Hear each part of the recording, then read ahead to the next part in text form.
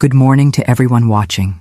Before I begin my story, I want to share some exciting news. Grandparents' Tales has reached over 10,000 subscribers, and to celebrate this milestone, we're doing a special $100 giveaway. All you need to do is leave a constructive comment on this video, like it, and subscribe to our channel. We'll randomly select one winner, so make sure you participate. Now, let me introduce myself. My name is Mary Payne, but folks here in Riverdale, Kentucky, know me as Grandma Mary's Candies. I make fudge, pecan pralines, and peanut brittle that everyone says is the best in the region. I've had my little stand at the town square farmers market for over 40 years. Who would have thought, right? The little girl who once didn't know if she'd live to see the next day is now known for making sweets that bring joy to children. I was born in 1954 in a little yellow house at the end of Maple Street, in the poorer part of Riverdale. Small town, where everybody knew everybody, or at least thought they did. Because secrets stayed well hidden behind closed doors. And our yellow house, with its wooden windows always shut, kept the worst ones. My father, Mr. James, worked for the county as an inspector, a respected man in town with a firm hand for pounding the table, a deep voice that made the floor tremble. He went to church every Sunday, sat in the front row, sang hymns louder than everyone else. He was the first to arrive at neighborhood meetings, the last to leave the corner bar. A man of his word, they said. An exemplary family man. My mother, Mrs. Elaine, was an elementary school teacher. Hair always tied in a tight bun, dress below the knee, nails cut short. She had a rigid posture, a way of looking over her glasses that made any misbehaving student return to their place. At home, she was quiet, obedient, like my father's shadow. A shadow that grew and shrank according to his mood. It was just the three of us in the yellow house. My mother had other children, but none survived. I was the only one who made it. God's miracle, she said. Sometimes I think the real miracle would have been not surviving. It would have spared a lot of pain. The house was simple, but clean. I remember the smell of floor polish, the shine of the few pieces of furniture, the crochet doilies that my mother made to cover every surface. There was a backyard with some apple trees, a cherry tree, and a laundry tub where I played on hot days. The yellow house, my personal heaven and hell. Until I was 7, my life was normal. I went to school, played with the neighbors, helped my mother with small tasks. My father was strict, gave me a slap when I disobeyed, but nothing unusual for the time. That's how children were raised back then, with slaps, with belts, with switches from the willow tree. Nobody questioned it. But everything changed when I turned 8. I remember the exact day. It was my birthday. I got a blue dress with white polka dots and a rag doll that my mother made in secret. I was so happy that I didn't notice the different look in my father's eyes during lunch. A look that I later learned to recognize. The look of someone planning. That night, my mother went to a prayer meeting at church. It was common. Every first Friday of the month, there was a prayer vigil and she never missed it. I was left alone with my father. Something that had happened before. Usually, he would send me to bed early and stay in the living room listening to the radio. But that day was different. "Come here, Mary," he called from the kitchen. "Come help your dad." I went, with my new doll under my arm. He was leaning against the sink, looking at the wood stove. "Look at this sink, girl. It's dirty. Your mother didn't wash it properly." I looked at the sink. To me, it seemed clean, but disagreeing with my father wasn't an option. "I'll tell Mom when she gets back," I said quietly. "No, you're going to wash it now." I tried to explain that I was too small, that I couldn't reach properly, that the cold water from the faucet hurt my fingers in that mild Kentucky winter. But it was no use. I climbed on a stool, started washing the few dishes. I did the best I could, but like any 8-year-old, I did childish things. Spilled water, left soap on the dishes, didn't dry them properly. That's when it began. See why your mother never wanted other children after you? Because she saw that you're good for nothing. The words hurt more than any slap. I lowered my head, continued trying to clean. Tears blurred my vision. You can't even do this right. Useless. Do you know what happens to useless girls? They deserve punishment. He grabbed the broom that stood in the corner of the kitchen. a straw broom with a wooden handle. I thought he was going to hit me with it on my legs, as he had done before, but that's not what happened. Take off your clothes. I froze. I didn't quite understand. Why would an 8-year-old girl take off her clothes in the kitchen? What's the matter? Are you deaf? Take off your clothes. Now. Fear paralyzed me. I hugged the doll tighter. Dad, it's cold. Take off those clothes! The shout was so loud that I dropped the doll on the floor. With trembling hands, I took off my new dress. I stood in just my underwear, hunched over, trying to cover myself with my skinny arms. Everything. I took them off. And there, naked in the middle of the kitchen, I felt a shame I had never felt before. A shame mixed with fear, with confusion. Why would a father want to see his daughter like this? He took the broom. He pressed the wooden handle against my stomach, started moving it down. Slowly, I felt the cold of the wood on my skin. I closed my eyes. Look at me. I couldn't. I kept my eyes closed, my body trembling. Look at me. I opened my eyes. I saw a man who was no longer my father. He was a monster with his face, a monster with hungry eyes. What happened next, I won't describe in detail. Not out of shame. I washed that away a long time ago.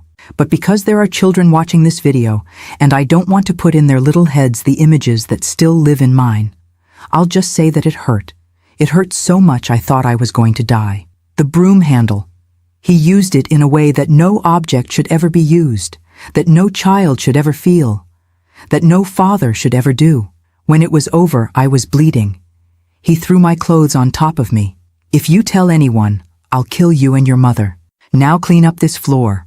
I could barely stand. I cleaned my own blood from the kitchen floor while he went back to the living room, to the radio, as if nothing had happened, as if he hadn't just destroyed his daughter minutes before. I dragged myself to my room, wrapped myself in the blanket, cried until I had no more tears.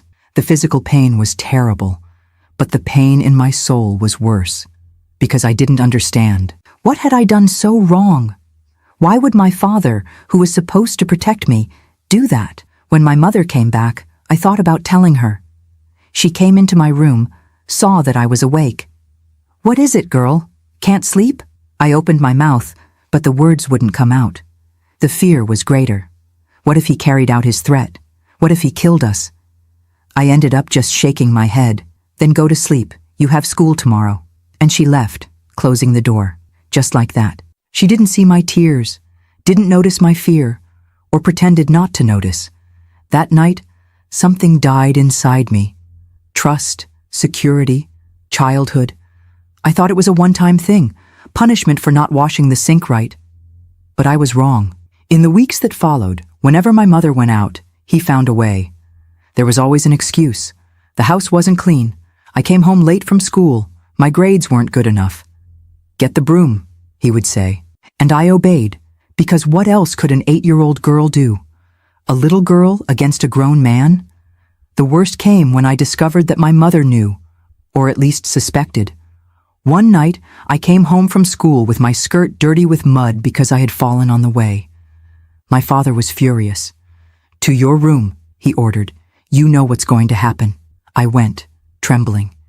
He came after me with the broom.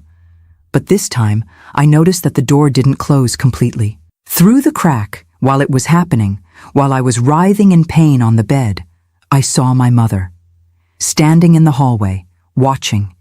Our eyes met in the middle of that horror. She saw my suffering, my silent plea.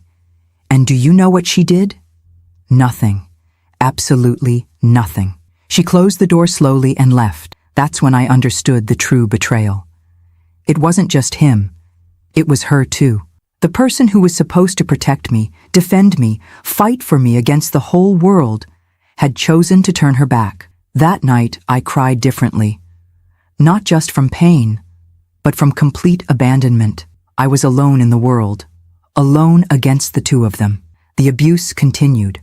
For months, years, more and more frequent, more and more violent. He no longer needed to wait for my mother to leave. He did it in front of her, and she watched, sometimes with downcast eyes, sometimes with a strange gleam in her eye. never interfering, never protecting me. Once, I tried to resist. I was 10 years old by then, a little bigger, a little stronger. When he came with the broom, I pushed, tried to run. I managed to reach the front door, but my mother blocked the way. "Where do you think you're going, Mary?" "Let me out, Mom. Please, go back there. Your father isn't finished." And she pushed me back to him, like someone returning a borrowed toy. Changes started happening in my body. My chest growing, my hips widening. My first period, which I hid as best I could. I was afraid it would make everything worse, and it did, because now my father had a new fear, that I would get pregnant. "If you put a bastard in this world, I'll kill you," he threatened. "I'll throw you in a river where no one will ever find you." But he continued with the broom.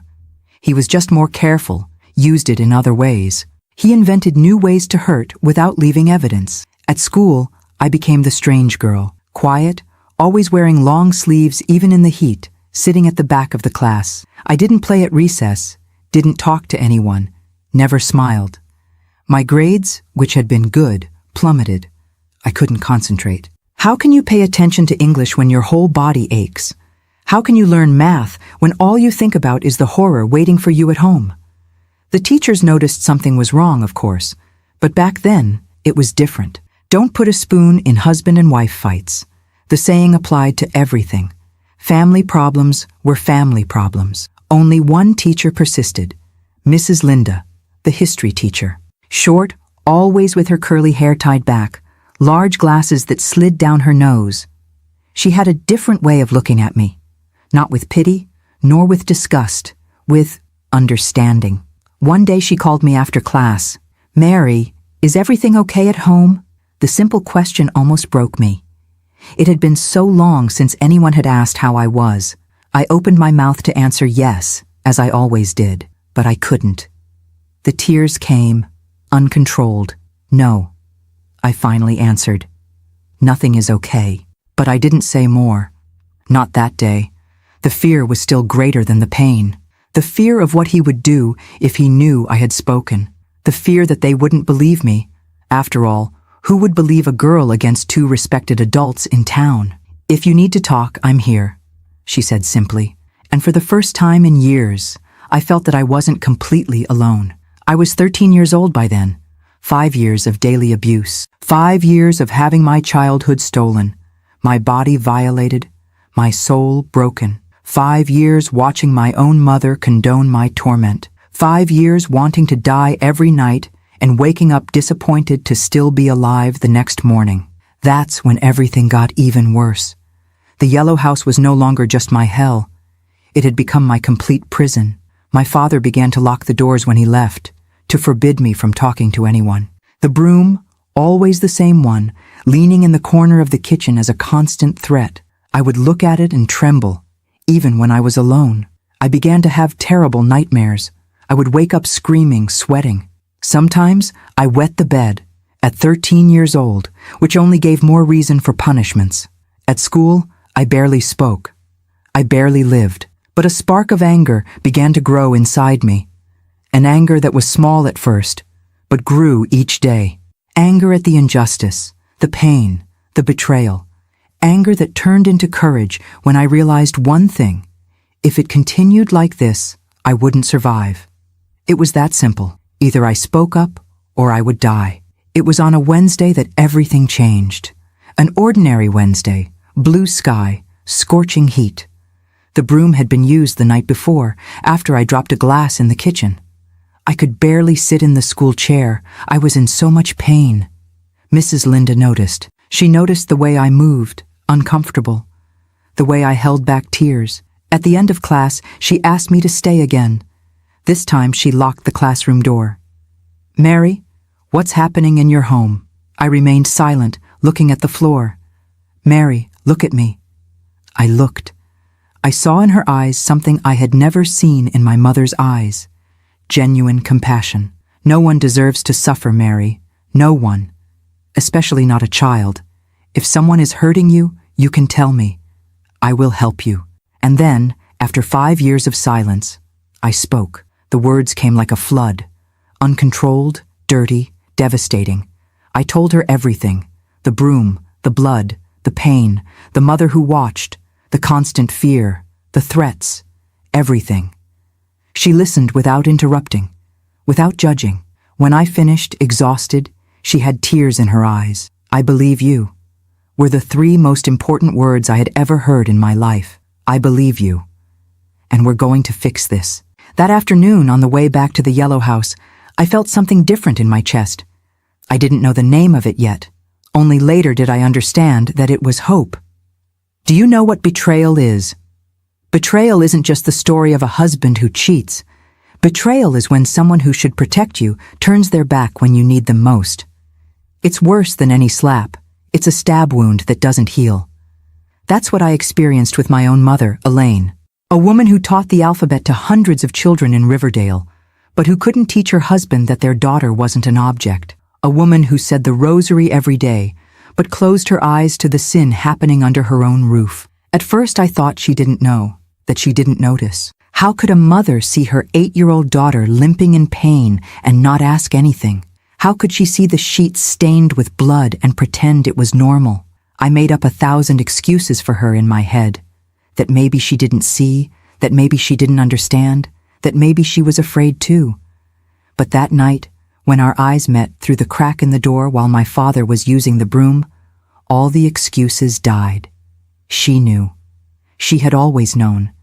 Back then, I had just turned 10. It had been almost 2 years of daily abuse. My child